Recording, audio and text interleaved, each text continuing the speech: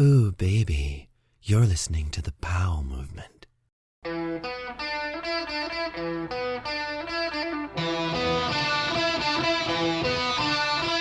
Welcome to the Powell Movement. I'm your host, Mike Powell, and this week it's time for a business episode. And this one goes deeper than the average business episode that I've had in the past, as Jason Hines is different than most of my guests. But really, Jason is not different at all. As a person, he's the exact same, but his experience is different. Jason is a black man, and really color should never come into an intro, as everyone is on this show for their careers and their contributions that they have made to action sports. And Jason has made a ton of contributions. He's been an event guy forever, from the ASA to the X Games to his work at Red Bull. But like every other non-white person who comes on this podcast or doesn't come on this podcast, Jason has had to deal with a lot of bullshit because of the color of his skin. And while a lot of people don't talk about this because it can be awkward, talking about this kind of stuff is necessary for change. And while race doesn't dominate the conversation that Jason and I have, it does play a big part of it. And while Jason didn't choose to have race play a big part in his life, it does, and there's nothing he can do about it. And I'm glad I was able to get Jason to talk about race, sports, the events, X Games, so many different things we talk about, and Jason is such a good dude that I've known for a long time, almost 20 years. But before we get into my conversation with Jason, I hope everyone out there is considering a vaccination. I know it's a personal choice and I'm suggesting it, but you know what? It's your call. My family, we're only hanging out with our vaccinated friends. We wish all our unvaccinated friends the best when they get the virus, but my plan is to do my best to avoid in-person interactions with non-vaccinated people. And it's not that I don't like them or I don't believe them that they're not going to get the virus. It's just that I like and believe science more. Call me a sheep or whatever you want, I don't care, but I do feel protected now that I have my shot. And I still don't have any blood clots from the J&J shot. My anti-vax friends still think this is a big issue, but the one I'm thinking about, well, he's a designer, so I don't really trust his opinion. I guess my last vaccine comment is designers, product developers, friends, parents, they all have opinions on what's best for you medically. But if you're going to put some trust in someone, a doctor is your best bet. That's my intro, and if you feel like I'm being political, sorry, that's not my intention, but it is what it is. Before I jump into the podcast, I need to ask you to follow me on Instagram at The Powell Movement and tell a friend about the show. Your skier and snowboarder friends will love this podcast, but they may not know about it. Podcasts are hard to find, at least the right ones, so that's where telling people helps.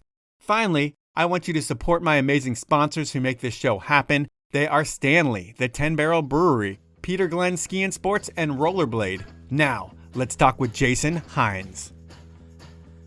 So I like to start these podcasts out with a little bit of fluff or something really controversial or, something to mix it up with you. And okay, with you, race is going to be a topic, and I'm going to weave it throughout the conversation.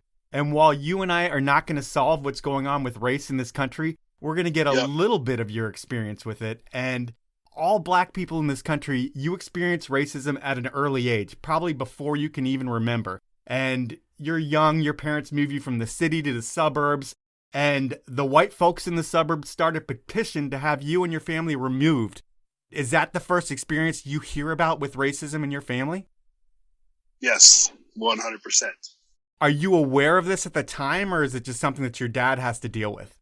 I wasn't aware of it at the time, but it was something that I started to pick up on. I just noticed, obviously, the different tone that my parents took when we moved there and kind of the little bit of caution, as well as the aggressive nature that my father would kind of address some of the neighbors. It was kind of like he was putting up that force field of, all right, stay back. I know about you, and I want to make sure that you are not, infringing on our space. So as I found out later on, that was when it really just dawned on me. And my father told me, like, hey, this is what really happened when we moved in there, which was just, it was astounding. It could be any town in America. I think it's like the Chicago area where you grow up. Are you far enough outside of the city when you move to the burbs where it is all white people and you're the only black family? 100%. We moved to a tiny town called Lake Zurich, Illinois. And it was, it was the spot that was, we were the first black family to move out there. And it was something that not only was it an eye-opener for us, my parents are looking for these greener pastures and they're hearing that the suburbs is a place to go. But then also for everybody that was out there. They just weren't used to it. And so many people took it in different ways. And the petitioning is just like the beginning. I mean, your lawn was vandalized with profanity. Yeah. People poured gasoline on that. How old are you when you see that? I mean, I started getting it at an early age. So when we first moved there, it felt like something was wrong, but the stuff started almost immediately, just between some kids where you're like, oh, this kid's awesome. He's really cool. I like hanging out with him. We're riding our bikes around, and then getting home and that kid's parents scolding him and telling me, just aggressively telling me to leave the house, etc. So I'm starting to pick up on those things there. And then in terms of outward racism, it was just something that as I'm growing up, I'm seeing people literally confronting my parents and throwing the N-bombs and doing all the different stuff that's like, hey, this is real. And it's something that I've experienced, from pretty much from when I can remember. Well, how do your folks handle not only their feelings, but managing your feelings and expectations? Because as a kid, that's got to be scary when people hate you for no reason other than the color of your skin and you don't really understand it. Man, it's tough because the way that we looked at it, they came up in an age of survival. And the age of survival was either you were a disruptor and you dedicated yourself to that 100% of the time, or if you're someone that had a family, if you're someone who had just so much on the line, you learned to look past it. As we used to describe it, we don't let it define us, because as soon as we let us define us, then it'll derail us. And my father, just from an early age, just taught us, don't let these things define you. He would get into confrontations. He would light it up. He was always just like, don't let it define you. Look past it. And in hindsight, looking at it right now, that was probably wasn't the right way to go. Right. Because, we basically let these bad behaviors continue when in all reality, we should have formed a posse and started stomping people out for these sort of things, But instead, it was something where we had to take the high road and just be like, I can't let you try to demean me as a person. I'm going to ignore what you're saying. Yeah, it hurts and it rubs me the wrong way. I'm going to walk past. And also, I'm a little bit intimidated by it, too, because there's a lot of aggression that comes with those things, too. So that was how they kind of groomed us to really take care of it. I did a better job than my brother did. My brother was an ornery dude that just, like anybody who was confronting him for anything, could have been for a race. It could have been for a pack of bubble gum. He would square off. But for me, I always tried to look past it until it got to the point where I just couldn't ignore it anymore. Your parents raise you with the idea that you need to know that you're going to be judged harder than everybody else because you're black. Like if you have a white friend and you and your white friend walk into a store, the store owner is going to be looking at you and your white friend might be able to get away with stuff, but you're not going to be able to get away with anything. And that is part of life. Do they teach you that at a young age? Where I grew up, I didn't have to hear any of that shit because I was white and everything was easy for me. But for you, do you have to get that lesson? No, it's not a lesson your parents teach you. It just happens. You just, from a young age, you learn that that's how it goes. Okay. That's kind of the part of looking past it as well. I would always look past the eyeballs that are following me in the store. I would always look past the people that are clutching their bags and things like that. You notice it, but this sounds horrible. It got to a point where it didn't offend me because I was like, well, they have no impact on what I'm doing in my life. And not realizing that they have a ton of impact on what's happening with everyone's lives. And I didn't learn that until an older age. Yeah, it's wild just not being able to comprehend that at a young age, and it takes you till you mature to realize what was going on in your childhood. And then in school, I'm sure life's not easy either. I'm sure you're beat up, you're put in lockers, you're spit on, you hear the N-word, you're constantly fighting. But by the time high school rolls around, I think you find your comfort zone laying on mats with other men. And is wrestling where you learn how to stand up for yourself? Like it's your vision quest and you're playing the Matthew Modine role? Yeah, 100%. I mean, I didn't make it as far as I wanted to, but at the same time, I went from being an undersized little kid, the last one to develop, shortest one in my class for a long time, to basically being able to stand toe to toe with anybody. And that's when I got a little chip on my shoulder. That's when I got to the point where I just wasn't going to take shit from anyone. And it wasn't that I went around looking for it, but I also became the person that fought a lot of bullies. That when there were kids who were getting picked on, I was the one who would kind of jump on their side because I knew what it was like. I knew exactly what it was like to be that person. So, It was bad. I had a little bit of a rough streak going, from, let's call it from 16 until probably about 20 years old. And through wrestling, I found my strength. And these years later on, I realized that a lot of those people that I wrestled with were people who, might not be friends with some of them today. Right. Because a lot of them do have some of those tendencies, but because I was in their tribe at the time, I was different. I was somebody who was the white black dude. You weren't one of those other black guys. You were part of this crew. I was part of this crew, exactly. And I remember, my sophomore year, we're at a wrestling tournament, and one of my guys who through high school was a good friend of mine, he said something about one of the wrestlers on the other team, and he called him colored. And I was just like, whoa, what are you doing, man? He's like, what do you mean? And I just told him, like, you can't say that, And he's like, well, why not? And I'm like, because I'm telling you, you can't say it as a black person. Yeah. And he wasn't standoffish. He was like, oh, okay. Yeah, that's what I've been taught to call black people since I was young. And I was like, no, that's just one step above the N word. And he just didn't understand it. So it was kind of something where through that, it gave me the tribe protection and the acceptance. But then later on, I realized that even that is superficial and it's not something that we should get comfortable with, because when people do have those tendencies, and like everybody I went to high school with, and I should say the majority, not everybody, but the majority of the people I went to high school with really disapprove of the work that I'm doing right now. Whereas diversity, equity, and inclusion, and calling out not even the far racist tendencies, but just racist complicitness, like just people just going along with it. And a lot of those people don't like it. And I'm like, you don't see the color of my skin, man. People don't like people that rock the boat a lot of times, especially when it makes their life not what they used to remember it as. Is a new normal that is being created. And we're still way off from creating that new normal. So the work that you're doing, while it is going to ruffle feathers, it needs to be done. So kudos to what you're doing. But in terms of wrestling and where you're going, I don't know if you get a scholarship to college or not, but you end up wrestling in college. Is it scholarship-wise, or is it just like you're good enough to get on the college team? I was good enough to get on the college team and got some scholarship money to help pay for room and board. But I lasted a semester. My journey came to an end very abruptly. Was it partying? Was it just not paying attention, not going to class? Was it just you're too young? I was just too young. I really was not mature. And it was something that, like I mentioned before, I was a late bloomer coming up. And I just wasn't ready. I wasn't ready mentally for it. I'd had a rough summer going into it. And it was a tumultuous summer. It was something where I just was not at the level I needed to be, number one. And number two, which was the unfortunate thing, my slot on the team was at 142 pounds. And I'm a late bloomer. I am still growing. And I walked into the first day of wrestling practice in college. I walked in weighing 186 pounds. Oh, man.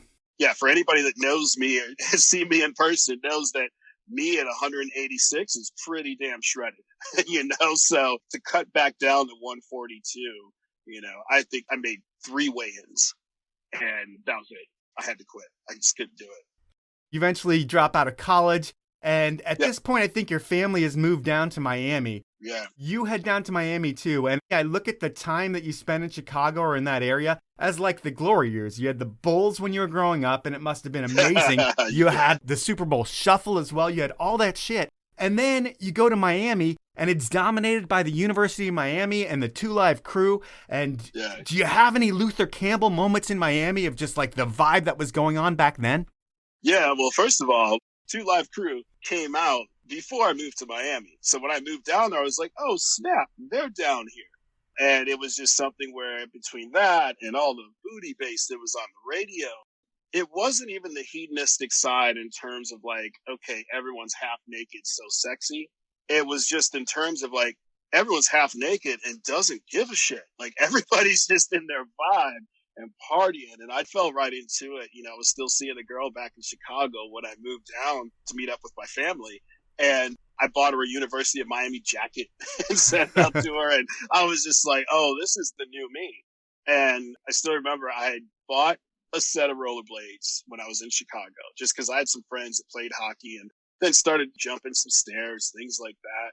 And I bought a set and really didn't floss them. And that very first night when I went down there, my parents picked me up from the airport and I'm like, oh, where's there to go? And my mom's like, oh, well, I'll take you and your sister out to Miami Beach. So they just drove until we got over there.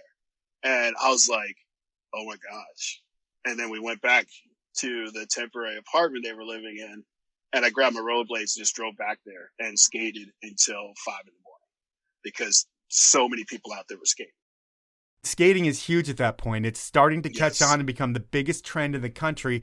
And where you are, Miami Beach, is going to be the hub of skating. And from what I heard, at some point you broke your ankle somewhere. Did you do that before you get to Miami or after? Because I heard that kind of impeded on your skating a little bit, where your ankle could never really hold up.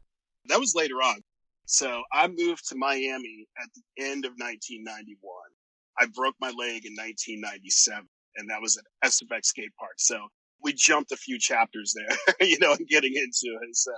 Oh, well, we don't need to jump them. So you did break your leg, but you did it in 97. So from 91 on, you were skating a shit ton, because I just thought maybe that you were working at the skate shop because you get a job at Fritz's skate shop, and I'm thinking that you're working at Fritz's, but you got a bum ankle, so you can't skate that much. But you are part of the skate crew that whole time, skating with everybody back in the early 90s when it's all happening? Oh, yeah, 100%.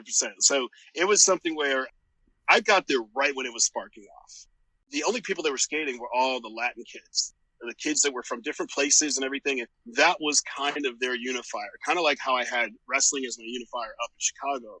Skating was my unifier down there. And it just so happened that 90% of them were from somewhere else, not born in the U.S. And I'd say at least 50% of them didn't even speak English, but we spoke skating. And this was just rolling through the street, headphones on, cruising down the street, jumping curbs, jumping tables, jumping whatever was there. It wasn't even to the point of being like what we considered modern rollerblading, where everybody's doing stunts and everything. It just was something that started to explode. And I'd gone and signed up for school down there. I was working at a mortgage company, and I dropped out of school. I just was kind of like, I don't even like this. And I'm in the skate shop every day. So at one point I was just like, do you guys need help? And they were like, absolutely. We would love to have somebody come in because we would like to be able to take the weekends off. And I was like, okay, cool, bet. I'm going to school Monday through Thursdays, and I can run the shop Friday, Saturday, and Sunday. They were like, this is perfect. So for me, I got a chance to go in, make a little bit more scratch than I was making at this insurance company, got to be around skating. Everything didn't pop off skate-wise until starting. Like, yeah, I missed it during the day. It was really tough, but at night, like 9 o'clock, 10 o'clock, that was when it really started to pop off. That was when it was fun. And it was kind of crazy. I was doing that. I was on the national dean's list in college. Who knew? Never was smart before, but I just realized that it was because I was so content with what I was doing with my life at the moment. And that's when you're at Broward College in Florida? Yeah, that was when I was in Broward College. Fast forward a few years, you're working at Fritz's, and one of the cool stories about that place is that a pretty behind-the-scenes story, I feel like, but it's pivotal. Yes. Some kids walk into Fritz's, you're working there, and they try to steal some shit from you. You catch them, you go outside and confront them, and what happens? These kids were kids I'd seen around, and they had a couple of skates, but some junky ones, and they were sharing them. It was like 4 kids sharing the same skates. And one day, one of the kids, who was the older one of them, he was 12 at the time. He walks in, he's like, hey, Jay. I'm like, what? He's like, can you come outside for a second? I was like, yeah, what's up? He's like, just come outside. So I go outside, and he's got the other kids sitting on the curb, and they're all sitting there looking kind of like just sad and freaked out. And I was like, what's going on? And he goes to one of the kids, like, tell him. And the kid's like, no. He's like, tell him what happened. So the kid was like, I'm sorry. And he pulls out a set of lazy legs. Do you remember the straps we used to rock back then? Yeah. Pulls out a set of lazy legs. He takes the straps, and he takes them from the kid. He hands them over to me. And then he turns to the kids. He's like, I told you guys don't steal from him. Jay's cool. Why would you guys do that? And the kid's just like, man, I just want to skate. And I don't have any skates. And the older kid's like, but that doesn't matter. You can't do that. Jay's cool. He always takes care of us. That kid was Franky Morales. Franky Morales was there with his younger cousins and his brother and basically put them to the side. And he showed his loyalty to me right then, young age, 12 years old. And just basically was like, yeah, I got your back. Even if it's my own family, I'm not going to let them do something like that to you. And for people that don't know, Franky Morales eventually goes on to be one of the biggest names in rollerblading. But back then, it's a lesson that you learned from him is that this kid is going to have my back at all times. And then from there, it's like you're the team manager for the kids at Fritz's. Like, you guys build ramps outside of your store, and you're on a megaphone, and you're pretty much like a circus sideshow trying to raise money so you can take Franky and these other kids to different contests so they can build their careers. Is that kind of your role after a few years at Fritz's? That's exactly what it is. We got so busy because rollerblading blew up so much that we were able to bring in additional people to work at the shop. So we built those ramps and made T-shirts, wanted them to feel like they were part of something. We called ourselves Team Project. And I could skate. I just could not skate nearly as well as those kids. And I just had the gift of gab. So I was like, let me go buy a megaphone. And we would just sit there and MC shows on the boardwalk and have tourists drop some money into a bucket.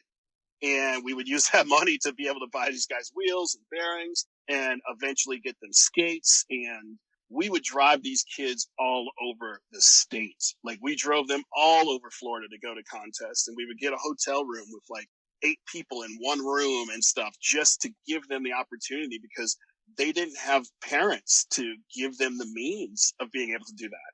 So we kind of took it upon ourselves. Now it's time for my first sponsor break, and I love the fact that I've been working with the 10 Barrel Brewery for over 4 years. While there are a lot of copycat breweries out there, 10 Barrel has supported ski, snowboard, and bike since they started in Bend back in 2006. And since then, they have not only been brewing the tastiest beers to come out of the Northwest, Profuse Juice being my favorite, but they've supported so much in action sports. Protect Our Winners, the Surfrider Foundation, and so many other rad properties and events, along with an all-time team of athletes. 10 Barrel supports EJack, Lucas Walks, Curtis Cizik, Carson Storch, Ben Ferguson, Brittany White, and brand new to the team is a Powell Movement alum, Kate Zelef. 10 Barrel really puts their money where their mouth is, and they do things the right way, so support the beer that supports what you do. You can find out more about the athletes, the events, and everything 10 Barrel over at 10barrel.com. My next sponsor is Stanley. You know, the brand famous for inventing the category of keeping things hot and cold way back in 1913. It's that green bottle that your grandpa used to keep his coffee hot. Well, it's camping season, and Stanley has the best, most innovative products to make your adventure better. And I'm going to save you money on your purchase. Here's what you need to do to get the discount. Head on over to stanley1913.com. Go shopping and make sure to include a set of pint glasses, which are my favorite. And when you check out, you're going to save 30%. That's right, 30%. All you need to do is enter the code DRINKFAST, that's all one word, all lowercase at checkout. And if you spend $100, I'll send you a collectible Powell Movement beanie. Those are my sponsors. Now let's jump back into the podcast. That's the beauty of the summer action sports, is that it was always like a total mix of kids. Because like the handrail or the skate park, it didn't care if you have an alcoholic mom or anything like that. It just wants you to skate. And if you did skate, you were part of that brotherhood. So it didn't matter if you're rich or poor, if you're Franky or whatever. Everything kind of dropped when you put your skates on, and it didn't really matter. But where there were rivalries were in skate teams. And in the late 90s, there was Fritz's and there was Skate 2000. Yes. And the big pivotal moment of your entire career happens around then. The ASA, with the Aggressive Skaters Association, has an amateur tour, and it's being hosted by Skate 2000 back in the mid-90s, and it's in Kendall, Florida, and everyone's expecting this event to be a big deal. But then you get there, and you see the course is just a complete joke. What do you do? Man, you did your homework, dude. You know about all these things. When we got down there, we're like, this isn't going to work, but we're going to do what we can, which we did, and we just started doing it ourselves. We just said, hey, let us take control over what this thing should be. You know, I just took a leadership role of just like, I'm not that good at the skating, but I could figure out how to organize contests. I could figure out how to get the registration. I could figure out how to market it. So just really digging in and figuring out how to do it. Yeah, because I mean, the ASA guys look at it as, when you took over at that contest, because they come in from out of town to this thing that Skate 2000 says they're going to have dialed in. But Skate 2000, the only thing they're concerned about is that your riders are wearing Skate 2000 t-shirts at the contest. Yeah. So everybody's kind of bummed. It gets to a point where it's like there's no PA, the ramps are weak, everything's terrible, and you have to come in and save the day. And from there, the ASA is like, this guy Jason is going to be an asset for us. But I think before you can even start working with the ASA guys, the build crew there in Kendall, Florida is looking at you like, hey man, if you can get up to Rhode Island, we've got something going on at the X Games and we've got 3 weeks of work for you to help build ramps. You say yes to that. And from Kendall, Florida to the rest of your career, that's where it all begins. Yeah, 100%. Man, Mark Bradford was the guy with Spawn Ranch. And it was a tough go because when the ASA came in for that first pro event down there, you know, I was helping them out with marketing it. I was doing everything. We ended up being on ramp crew, Lewis and myself with Mark. We had a truck that had blowouts and everything. We had to build the floor out on the beach. And it was just so skeleton back then that we stayed up all night and just grinded as much as we could to be able to get that contest to happen. And that was the one, I believe Ryan Jackwell won it. It was the one on Miami Beach. And immediately after that, you know, a few weeks later is the X Games. And Mark Bradford's like, hey, I probably need some help. And Lewis and I were like, okay. So we just got the time off from work, rented a car, and we drove up there. And things didn't work out as planned. You know, Mark's boss was like, nah, we don't really have work for these guys. So after that, you know, we turned around, drove back down, and that really is what launched my career, because after that, that was when I was like, I'm just not going to put it in anyone else's hands. We're going to cultivate our own stuff. We're going to cultivate our own contests. We're going to cultivate our own crews to be doing our thing down in South Florida.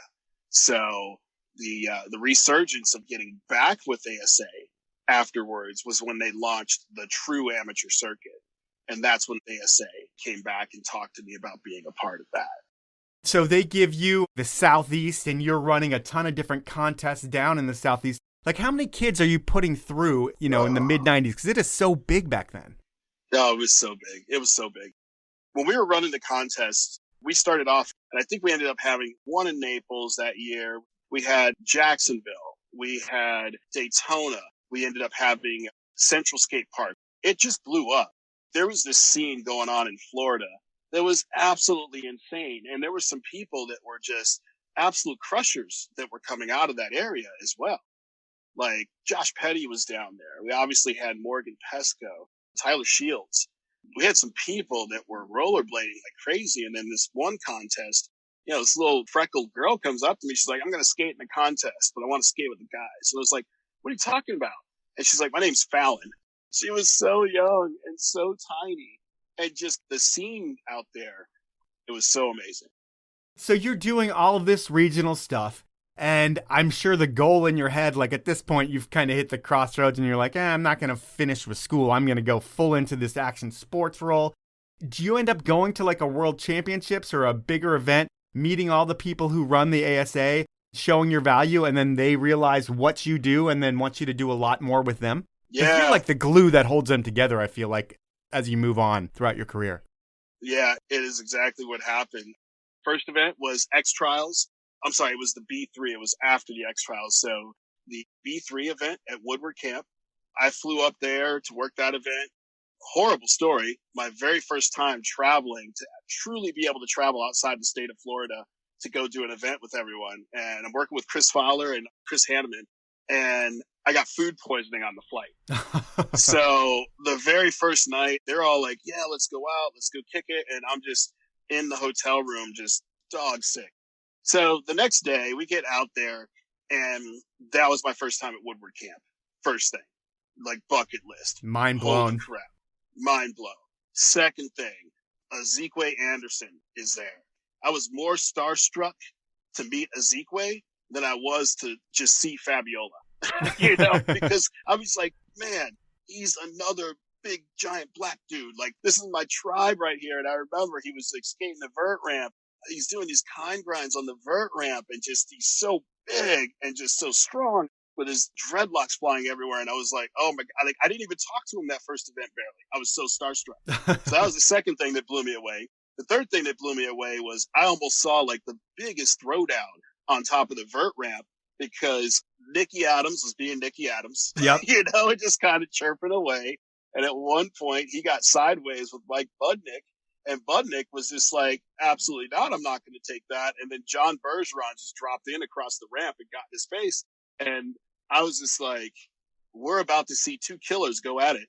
It was just sensory overload, every single thing that was happening at that event, and I'll never forget that. But then after that, it went from there to Oceanside for the B3 that was out there. And I met Sal Masakela and I met some other people that were out there and got a chance to really see that Southern California scene. After that, it just became a mainstay for all of the ESPN events. And then, eventually the World Championships in Las Vegas. And speaking of all these, we started this whole thing talking about just being a black man in this world. You've mentioned yourself, Salema, Nicky Adams, you've mentioned Ezekwe, and they're four huge names in action sports, especially at that time. But were those like the four token and then there's no more diversity within the industry? Or is there more that I just wasn't seeing? There's so much more. There really is. Obviously coming up with Franky. Yeah, and true. Yeah. With so many of the skaters that were from South Florida, that were from all different cultural backgrounds. Yeah, is race as big a deal in South Florida? Like, is it tougher being a young black man in Chicago than it is in Miami? Definitely. It was. Miami has just a little bit more of an acceptance factor because of it being international. But in Miami, there's also a good deal of racism, but against black people who are from the countries that those people are from. So that was something that I didn't realize it at first, but then started to notice that, people who are from Cuba would be okay with me, but at the same time, they would be pretty prejudiced against black Cubans. Huh. It was really a weird thing to where it was like they couldn't get that social construct out of their minds. Man, crazy. So I'm going to get back to these sports, though.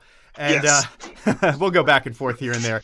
But with the sports, you eventually become the competition director. And the thing to me with the ASA is it's the Aggressive Skaters Association, but eventually it becomes ASA Events because it seems like it's got every sport under its umbrella. And as the competition director, is that something that you're just for inline, or is it something that you're interacting with all the sports and all the judges and everything? So I'm interacting with all the sports, all the judges, everyone that's across the board.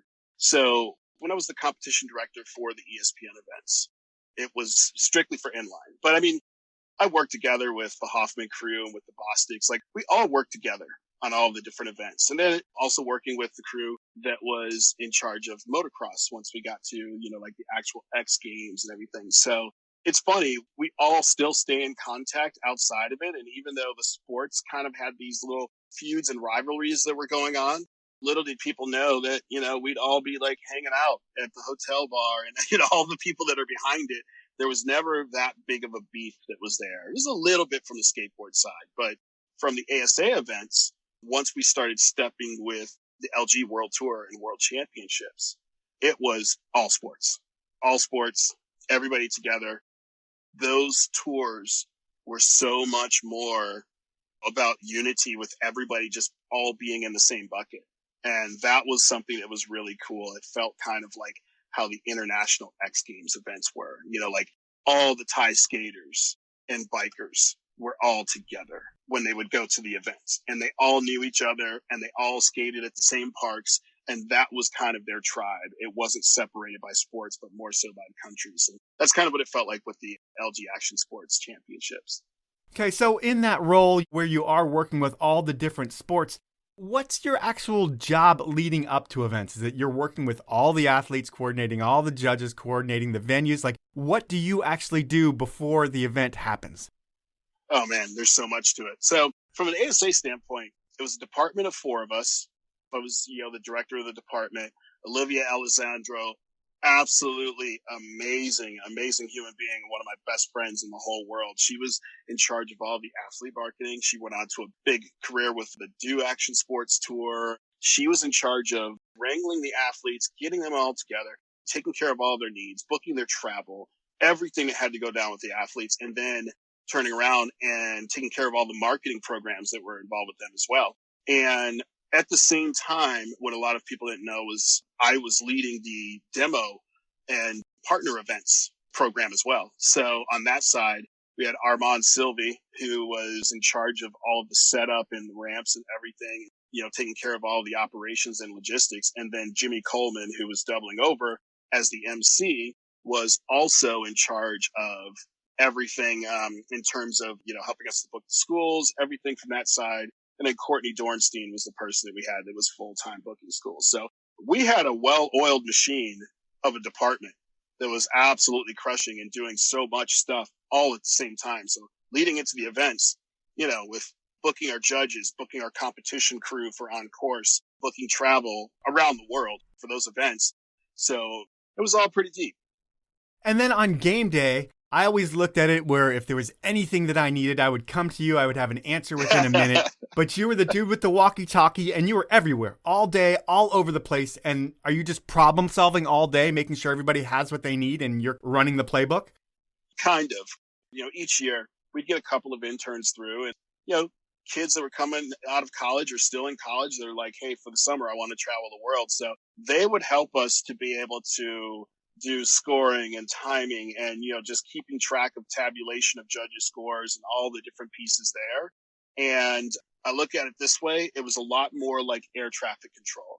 And with air traffic control, when you lose a plane, you immediately are going into go mode to get it figured out. But we had to just get it set up to where it could work that way. Like my very first event when I was working internal for ASA, that was our world tour event in Moscow. And the event in Moscow, we had 2 people that were doing all the competitions for everything. No competition staff, no one. It was a shoestring crew. We were told we couldn't hire anyone and take them over with us. It was only a vert event, which is why most people didn't know about it. But with that event, I was literally entering the scores in, and then I would go out on the ramp with my radio on with TV, holding up the riders. I drop them in. Then I would turn back, go over, make sure that everyone's on the right thing, go to the computer where I entered the scores in, and then start tabulating it and formatting all of that while I'm holding the stopwatch, trying to run the competition. That is insane, man. It gets even worse. There's a dude who's like this Russian pop star or whatever, and he grabs somebody's BMX bike and just starts riding on the ramp when we're getting ready to go. He doesn't know what he's doing. He's about to bust his ass, everything. And I'm just like, get off the ramp. So at the moment, I ran over, just stiff-armed the crossbar and the handlebars. Homie flips up off the bike like he's going to take a header and lands on my shoulder. I grab the bike, put it in the other hand, and then get on the radio. I'm like, okay, we're good. Drop the first rider, While walking this dude off, it was like, we had to do everything. And it was so bad that immediately after the event ended, this is also in between. There's some sketchy things with like all of the security guards pulling guns on us and all sorts of stuff. Russia, man. Right. It was Russia. It was full Russia. After that gets done, we go to Red Square and we're walking through Red Square. Everybody wants to take pictures. And I'm just like, guys, I just want to go back to the hotel. But I was in the ride with them. And I'm dragging all the competition equipment because, again, no interns, no staff, nobody to help out with that. So I'm dragging this cart with all of this equipment across the red cobblestones. And the noise starts reverberating in my head. And it's just pounding. And it's pounding. And I'm like, I don't know what's going on. And then so I stopped walking. And then the ringing would start and it would be worse. So then I was like, oh my gosh, I don't know what's happening. I'm kind of freaking out. So I start pulling the cart again.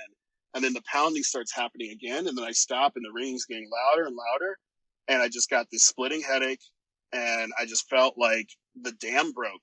So I remember just going and sitting down in this little side walkway because I was afraid that the cops were going to come over and think I was freaking out and something was going to happen. And I just started bawling. I just started crying. And Todd Shays comes over. He's like, dude, are you okay? And I was like, I don't know. I don't know what's going on, but I can't stop crying. My head is going crazy. My ears are ringing. Like, I don't know what's going on. He's like, you don't look good. I'm like, I don't feel good. I'm like, I just need to go back to the hotel. So we're ready to go back to the hotel, and then everybody starts taking pictures. And then they pull me into the pictures. So if you ever see like Ezekiel Anderson's pictures from that spot, like in front of the cathedral and everything, I'm there and I look pretty rough because I had just got done crying like a gallon of tears, and they were like, but you got to get a picture. You're never going to come back. So that was a pivotal moment when I was like, okay, I need to demand that I have the right staff and the right people. I will not accept not having that ever again. Yeah, I can totally see that. But the things that you will do in the beginning of a career to make your career go, that's what you do. You need me to go to Russia with 2 people? Fuck it. I'm going to do it. It's going to be a great event. And you know what? You pulled it off and you realize that you need to fight for yourself in the future to make sure that you have the support you need at the events. 100%. That was a pivotal thing because at the same time that I learned that I need to demand what I need, they saw that I was ride or die. Whatever it takes, I will throw it out there to do it because I don't like to half-ass anything. Now it's time for my final sponsor break, and Peter Glenn Ski and Sports is teaming up with Rollerblade for a giveaway that will roll you out into summer in style. That's right, Peter Glenn is giving away both a men's and women's pair of Macroblade 100s. These blades create a smooth roll on all surfaces thanks to a fast 100mm wheel, and they still offer the support and comfort that you've come to expect from the Rollerblade brand. No one else in inline skates comes close. To enter the contest, here is what you need to do. First, follow Peter Glenn and Rollerblade on Instagram. Second, like the Rollerblade giveaway post. And third, tag 2 friends who would be stoked to roll on a pair of Macroblades. There's only 1 entry per person, and the winner will be drawn on May 28th. To find out more about all things Peter Glenn, head on over to peterglenn.com. My final sponsor this break is Rollerblade. Yes, inline skating is back. Actually, it never went anywhere, and it's one of the best full-body workouts out there, especially for skiers and snowboarders. Why? Inline skating not only burns about as many calories as biking and running does in an hour, but compared to a bike, inline is the no-hassle option. You don't need a rack, and you can travel with them. And you can't even compare inline to running based on the punishment that running puts on your knees. Plus, inline skating is super fun. To find out more about the inline skates, check out rollerblade.com, or you can get their award-winning Ski-to-Skate app over on the App Store. Those are my sponsors. Now let's jump back into the podcast. I look at the X Games taking inline out of their programming as a huge loss for inline skaters everywhere. It used to give kids a feeder system into what could be a pro career. It's like you can go through this ASA thing, maybe you can make the X Games. If you do well in the X Games, like you can have a potential career. But something happens behind the scenes, and there's so many different things that are said from people that weren't part of the experience, but you had to have your ear in those conversations and know what was going on. Why did ESPN get rid of inline? Loaded question, I know. Oh, no, it's loaded, and it's such a loaded answer because there's so many different things. And I'm probably going to say some things that a lot of inline people will not agree with. But I was there on the front line. The truth hurts. And not only being there on the front line, but also being somebody who did not grow up in the sport with this perspective of what we had being from Southern California or even any of the bigger cities, being from a city where we had to grind it out and kind of build our own heroes and everything and be able to do that. So the very first thing is pressure. And the pressure was so much that we just weren't needed. And if we're not there, then the amount of savings that they're going to get off of all of that is going to be so much more. And whether they split it with the other sports, whether they bring in other sports and expand the portfolio and everything, we got to the point where we were expendable because we didn't have a big enough chunk of what we drove for us being there. You cancel skateboarding, you lose Tony Hawk, you lose Bucky Lasek, you lose Ryan Sheckler, you lose, later on, Paul Rodriguez, and even after that, Nigel Houston. Like, those are big losses that actually can be tangible to see what you lose there. Yep. If you cancel BMX, you lose the biggest wow factor that you have because doing all that stuff with a heavy ass bike between your legs is just super impressive. You lose motocross, you lose the motor. you lose that connection to that consumer. Whereas inline, we were expendable. And that's where the squeeze came from the first part. The second part of it is that we were the first sport to literally be born and grow up during the X Games era. I mean, Rollerblade was a big sponsor of the beginning of the X Games, and they had like 6 100%. inline events, so it wouldn't have existed in year one without them. Nope, it wouldn't have. And the tough thing about it is that as sports grow up, you have growing pains. You have different things that come to the forefront. You have different exposure. You have all of those different things. So because of that happening, our sport was the one that was looked at like we couldn't behave. And then that stigma stuck with it. We were that kid that was looking to be put to the side. We were basically, we were profiled from the beginning. So if you look at all the sports, all the way down the line, all those sports didn't start with a bunch of 20-something-year-old people doing it. It started with kids doing it. They all started very simple with doing stuff on curbs and in the street.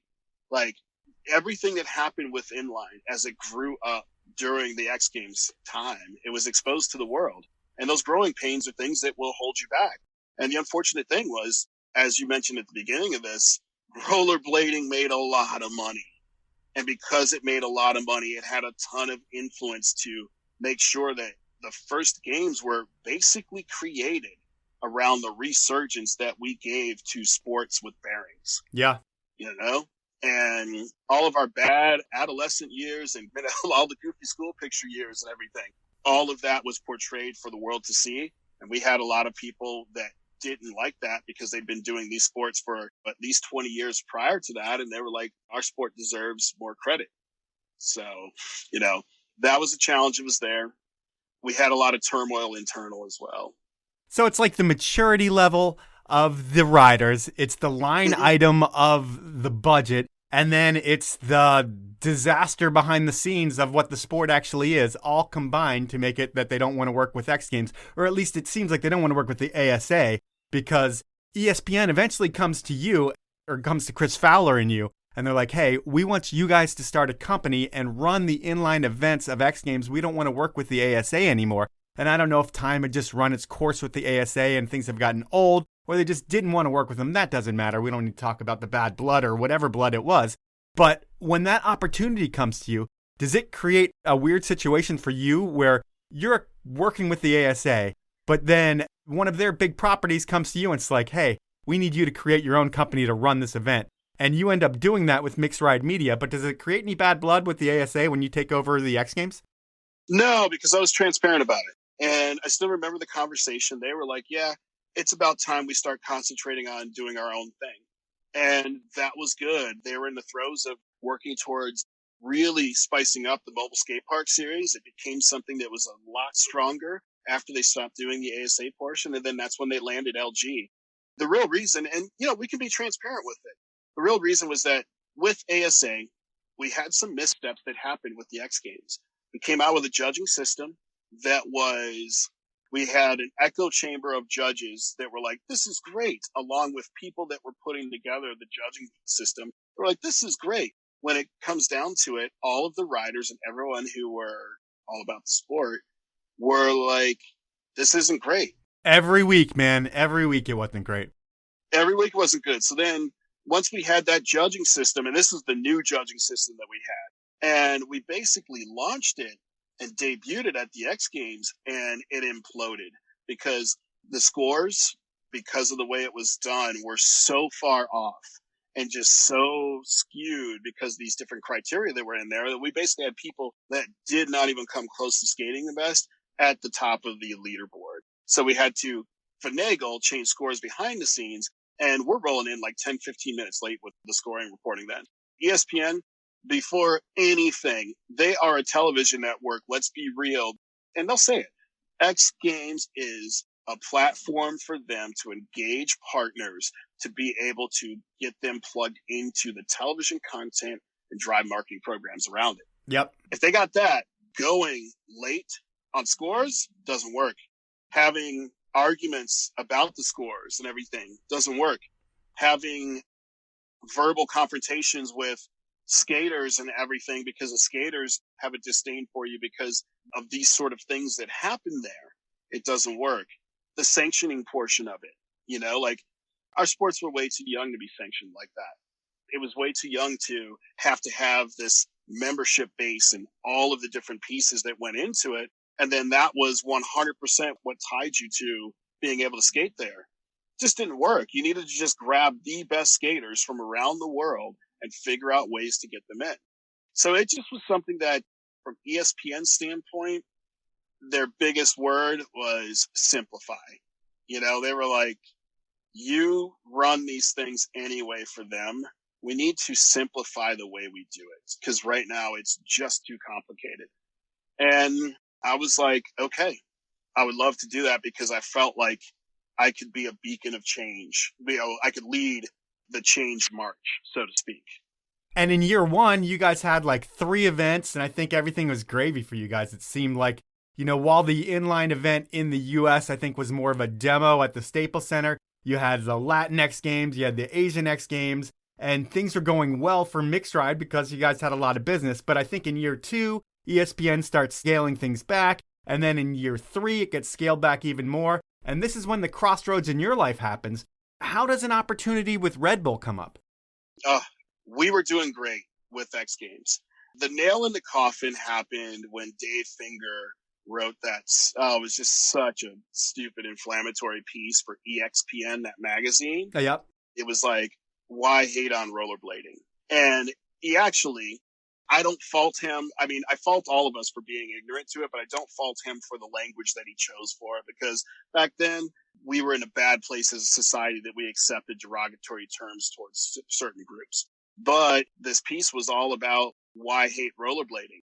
It's so easy, your mom could do it. It's this, it's gay. It's all, like all of these different things, the typical stuff that old salty skateboarders would say about it. So when that article came out, I stayed up all night and wrote a rebuttal piece. And I forwarded over to the executives at ESPN. And I was like, if you're going to let somebody write something like this about my sport, then you absolutely have to publish my reply. And I knew it was a torpedo. I knew it was it. I knew that was going to sink it. But I knew also that it was on its way out anyway. So I sent that over. And at first they were like, no, we don't really want to inflame it. I was like, no, this needs to go. So I wrote it, and then I copied everyone. I copied almost my entire address book on it. Damn. Everyone from Arlo all the way to Corey Miller, who was the, at the time was team manager for Rollerblade. We were working together. I think I might even copied you on it. Yeah, I mean, I was probably in your book. Yeah, you were in my book, so I'm pretty sure I did. And it was odd because I sent it at 6:30 in the morning. So everyone's probably like, what are you doing up so early? And literally, I stayed up all night writing it. But that was kind of it. Went back to ASA full time because they had just seen the value. That was what we had just spoke about a second ago. And with ASA and with LG, it was going great. The world tour was amazing. But we were making the mistake of not selling the world tour while we were over in Europe, because we had to bring other brands to the table. We kept going back to the well. I mean, I know that it may ruffle some feathers me saying it, but I'm always one to acknowledge my mistakes. And we kept going back to the well. The same people, you mean? Yeah, I mean, we were with LG, and we had Paul Mitchell, and then we would get some people with the high school tour, like different branches of the armed forces. We did bring in Xbox 360 stuff. But it's predictable who you guys are going to go to. Like every year I can look at your sponsor list and I can realize that you are going to count on them the next year. And if they don't come back, you're going to freak out and try to find somebody else that you're going to expect to be a sponsor for 10 years. Totally. I wasn't in that part of the business, but in my mind, for that part of the business, I would have brought 40 executives from different companies out to those European events because they were incredible events. Yeah. And I would have showed them what we could do. So we didn't end up doing that. ASA just, we just started to fade, and I got laid off in February or March of 2010. And at the same time, they still had events. So I stayed on as a contractor, but lost my full-time employment, lost my health insurance, everything. Was kind of freaking out. And at that time, I got a call from Ravi Rajkumar, like literally a week later, said, "Hey, what's going on with ASA?" And I was like, "Oh, actually, it's funny. I'm actually leaving ASA." He said, "Oh, okay. Well, I got a position at Red Bull that I think you should look at." And he said, "It's within my department. It's as an event marketing manager. It's based in Texas. I'd like to connect you up with a conversation with the hiring manager on it." And I was like, "Awesome." I was like, "I'd love to, you know?" So Red Bull's a long roll up. So it took about 5 months for me to get on board. But I had some conversations with Ben Garcia, got an in-person interview, then the next in-person interview, then the next in-person interview, and then finally just a check-off interview in Santa Monica. And I was on board August of 2010. Nice. And thinking of Red Bull and some of our conversation having to do with race, is there any diversity within the walls of Red Bull, or is it just a select few? Red Bull's got work to do. It's a select few. It's definitely a lot less than what you would imagine. But from Red Bull's standpoint, there's a lot of work to do. Red Bull is a company that the spirit is so driven by the people that are on the ground floor, the people that are there with the consumers, the people that are in each of the regions that are going, like from the general managers on down. It's truly what drives the spirit of the company, in the United States at least. And for a lot of those people, there were feelings that they had. And last summer, with everything that happened in the crazy week that led up to George Floyd's killing, that changed the way that a lot of people felt in a lot of different ways. And the fact that there were so many different feelings and different directions and everything, that just shows that as a company, Red Bull's got just as much work to do as every other company out there. And we as a society have more work to do than any of us anticipated. Yeah, for sure. For sure. And I mean, changing feelings is one thing, but it's changing behaviors is what really needs to happen. Totally. And so with Red Bull, you get sent down to Atlanta, and I think you're there for like 7 years. And I mean, that's a fun market. Is it all like Flugtags, soapbox derbies and stuff like that? Oh man, there's so much more to it. I mean, but like big events, are you like the big event guy or? Yeah, so I was the big event guy. We had 5 big event people around the country that were absolutely amazing colleagues of mine, still friends to this day, very close with them. And we also had let's call our master big event person, which is Dave Mateus out of Santa Monica, doing the biggest stuff. And we just handled all of the large scale events. We had field marketing managers in each one of the cities that took care of what we used to call small fires. And it's not to discount what their abilities were, because their abilities really were having that local relationship, so that anything we plug into their city was 100% networked, the best of marketing and everything. But for us, we were responsible for creating those big moments. And what I was very happy that I did in my role, and where I felt like I really innovated, was I took those big events and I took over the reins of the campaign in an integrated way, making sure that I want to know what sales needs to do to hit their goals. And I want to know how they need to do it. I want to know what communications needs to do. I want to know what on-premise sales need to do. I need to know what field marketing needs, brand marketing, advertising, all of those things that went into a true, very strong brand-focused campaign. I really immersed myself to learn what winning looked like for those departments and how they needed to, because I wanted to bake that into my overall event planning and make sure that my campaign was something that was fully integrated with all departments. Like if every department didn't win, I didn't consider the project win. We could have had a great event, but if we didn't lift sales to where our KPIs were, or if we didn't get the amount of impressions that the communications team wanted to go after, or we didn't sample the amount of cans that we wanted to through our brand marketing team, I didn't consider that a win. So it was truly something where I made sure that everybody was focused on the overall goal of every department winning on it. And that was where I felt very proud of that innovation. You're thinking about all the different tentacles of the business within the event realm and how you can support every different aspect of it. But it's funny because it sounds like you came into Red Bull 2010, which is almost the second wave, because a lot of people I talked to that started in like the 2002 or 2001, there were no rules. There were no thought. There was, we're going to take money and we're going to create the most insane events. And hopefully people are going to love Red Bull. And at that point, the market share just kept growing because people were still experiencing the newness of Red Bull. And it was the Wild West. When you got to Red Bull, did you hear about the stories of how it used to be? Oh, yeah. Those stories were legendary. Like, so when I started, this just gives a glimpse of it. When I started, everybody was boo-hooing because we actually had to pay for health insurance. That change had happened like a month before I started. And they were like, oh, this is crap. I was like, what do you mean? They're like, you got to pay for every doctor's appointment you got to go to now. I was like, oh, really? How much is it? They're like, you got to pay $30. I was like, oh, for just a general appointment? They're like, no, anytime. I was like, what? So I had coworkers who, for like $180, had a child, and had like follow-up visits and stuff. And it was so exciting. The company in its infancy. And when I got in, I don't want to say it was just grabbing rules. It was starting to formalize a lot of those rules, which were still, looking from the outside in, were still so loose compared to what so many other companies were doing. I don't want to say loose, so much more liberal in terms of what you got and what you got to do. It's not loose because everything has a directive and there's definitely like a format of how you guys do things. But yeah, it had a feeling of looseness when it was as tight as you could possibly be at an event. And then among the employees, one thing I think about with Red Bull is it's not the healthiest drink out there by any means. There's other unhealthier stuff like Jolt and maybe some other energy drinks. But do you guys just kind of ignore that and just think about all the rad shit you're doing? Because really, like if you have a kid, the last thing you want them to do is drink a Red Bull a day, which if you're a marketer at Red Bull, the first thing you want them to do, maybe not kids, but the first thing you want your consumer to do is think about Red Bull. Okay, so this is one. I can't go too deep into why there is such mystique with Red Bull, but there's a Red Bull mystique that's out there.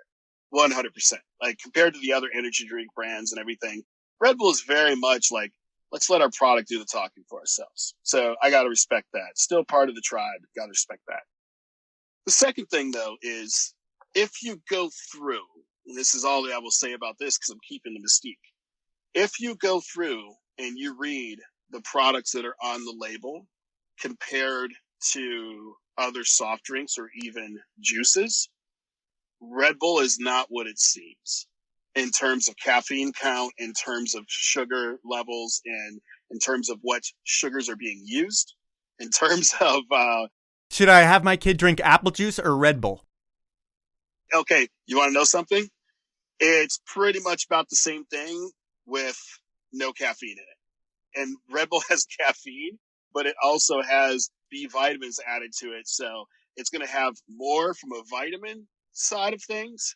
It'll have about the equal amount from a sugar. If you do get the Red Bull, the traditional Red Bull energy drink, it'll have about the same amount from the sugar. But then it also has the caffeine in it, which is a lot less if you just count the milligrams. It's about a third of a cup of coffee. Man, so that brainwashing they do at Red Bull is really working with you. No, no, I read labels, man. We had to learn that stuff. So it's funny because the brainwashing that we have is you don't lead with that. Let the product speak for itself. So I have to throw it out there that I was very surprised on my side. And I actually feel the difference if I drink like a large Starbucks versus that. So that's enough talk about the product, though. All right. Well, we know the product works and people love it and it is drank everywhere. You grew at Red Bull and eventually you left Red Bull. And it would be maybe inappropriate for me to say you left Red Bull in January of 2020. And do you look back and regret that decision of the safety of your Red Bull check when the pandemic starts? But I'm not going to ask that question. I'm just going to say it because I have a different set of inappropriate questions for you. And what I do with the podcast is I get a friend of yours that you hopefully haven't talked to in a while to ask you 3 questions, and they can be anything. And I went to your past, to the guy who got you a start out of Kendall, Florida, with building ramps. I'm talking about Chris Fowler. So I went to Canada, talked with Chris, and I've got 3 questions from Chris. Are you ready for me to play the first one for you? Yes, 100%. You can play the first. All right, here we go. So, Jason, after saving the day in Kendall, Florida for that Crazy Skate 2000 event, tell us about another event that was just crazy buckled ass, where you also saved the day. Oh, man, I got 2. Can I go with 2? Yeah, go with 2. Equally as buckled. Okay. First one, Moscow for the LG Action Sports World Tour event that took place there. Hands down, That was a junk show that somehow, I wasn't the only one who pulled a rabbit out the hat to save it, but literally the competition, had I not been there, I don't know that it would have gone off. And that one ended in tears. Let's see what the next buckled event was. That one ended in tears. The next buckled event was Red Bull's soapbox race in Dallas in 2019. And, what kind of set in motion my departure from Red Bull was that Red Bull just restructured a lot. There was a saying that the leadership team used to have, which is, you always change the roof when it's sunny outside. So even though Red Bull was doing fantastic as a brand, we went through a lot of restructures. And my wife and I lived in 4 different cities. And it just got to a point where it was time to leave at the next restructure, because it was either moved back to Dallas for a third time or to Santa Monica. So I took over running a project that was just horribly behind schedule, back against the wall. The team was misaligned because so many of the people on the team were new. It just was all over the place, and it wasn't a good event. It didn't turn out good, to what my standards are, but just the fact that it went off and the fact that we hit all of the business goals, I have to take the win when there's a win there. I can't beat myself up too much about it, because it was kind of a one-man band marching through that, and it was incredibly challenging, but we made it happen. Let's go into question number 2. What does ISP and Muay Thai boxing have in common? Oh, that's an easy answer. That is the insane scooter posse. So rewind back to 1999 in Thailand. And this was when we were doing the ESPN X Games Asia in Phuket. We rented scooters. It wasn't just us. It was the absolute entirety of the staff from the U.S. rented scooters. And everybody who was on the inline crew one night, and I believe it was a couple people from a couple other sports, decided to ride scooters from where we were on Patong Beach into downtown Phuket to go watch Thai boxing. And it was in the middle of the night. It was raining. It was absolutely ridiculous. We shouldn't have done it because there's a bunch of passes that you have to go over and everything. Super sketchy. But that's what we did at the time. One of the most amazing little excursions for a night out in a foreign town that I've ever had. And I just am imagining you and Ezekiel on these little scooters, and just I'm sure it was pretty hilarious. Yeah, it was pretty awesome. Man, it was pretty cool. All right, we will go with this final inappropriate question. All right. Jason, we were in Phuket, Thailand. It was our very first night. Tell me about that first night. What happened? So the first night that we were in Phuket, that was when we started seeing all of the things, and we used to call it the labyrinth of filth, because even though I was in Miami, which is a very, very liberated city in terms of just what any sort of rules or anything were, Phuket was another level. And in the labyrinth of filth, there was this bar where they had this game where you sit there and pound the nails into this stump. Yeah. Yes, everyone's familiar with that. At first, we were there and these girls are giggling and come over and start playing with us, and we're just smoking them. We're like, yeah, there we go. And then after we get a few drinks in, we realize that they're ringers and they're totally hustling us. And we have to keep going till the game is over, and we have to keep buying drinks for them as the games are going. And they were just ringing it. And then finally, by the end of the night, you've run up a giant tab. And you're just like, oh, snap, I ran up this giant tab. Then you remember that you were in Patong Beach. You're like, I can't believe it. It's $26. Yeah. So that was our very first exposure to Patong Beach, because we were just like, okay, this is how it goes, man, so. Amazing memories. Well, Jason, I want to thank you for your time. I feel privileged to be able to meet you early in your career. Not too early, but, around 2000 is when we met. And I know that whenever I had an issue at an event, I was going to find you or James Corey, and everything was going to be fixed within minutes. And it always was, man. And you always had your shit together. You were never stressed, and you always had a smile on your face. And you were the nice dude who was going to make sure the events went well. And I thank you for all the hard work you put in, and look forward to what's next on your plate. Yeah, brother. You too, man. Thank you so much. It's so good to reconnect. So that was time with Jason Hines. And while Jason and I talked about races impacted his life during the podcast, after the podcast, Jason ran me through all the times he was harassed by the cops. Here is a dude that hasn't been arrested for a crime, but since he is black, the cops still took the liberty to suppress his rights and take him in for fingerprinting and processing because they wanted to. It's the bullshit that every black person goes through in this country, and while it's unfortunate, we need to talk about these things, get it out there in the open, and hopefully we can make changes in the future. That's the podcast for this week. Now it's time for the iTunes Review of the Week. This week it's a 5-star review and it's coming in from Greg Ober. Greg says, while being an avid skier and listening to many podcasts that are related to the industry, this one is consistently the best. Mike has an amazing talent to walk through someone's life and uncover so many little factoids. It's like a big magnet being cast over someone's existence and pulling out the large, deep pieces of character. His due diligence and research process is uncanny. Keep up the great work, Mike. I look forward to more in the future. Best, Greg. Thanks, Greg. And while I don't know you, I love your review and you are going to get a beanie, a limited edition Powell Movement beanie. All you need to do is email me at mike@thepowellmovement.com and I will send you that. I greatly appreciate the review. As I've said, if anybody else wants a beanie, you can A, buy one, or you can submit a review of the week. And if I read it on the podcast, I will ship you out a beanie. All you need to do to put a review in is grab your smartphone, hit the podcast button, search for the Powell Movement. When you see my logo, click it. Scroll down to where you see the stars. When you see 5 stars, click it, or however many stars you think I deserve. From there, you can write a review, and if I read it on air, like I said, I will send you a beanie. It is greatly appreciated.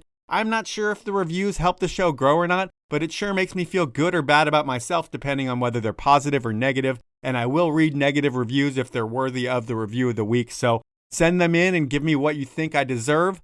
I appreciate that. I thank you very much for listening. And I need to finally thank my sponsors who make this whole thing happen. They are Stanley, the 10 Barrel Brewery, Peter Glenn Ski and Sports, and Rollerblade. Have a great week, everyone.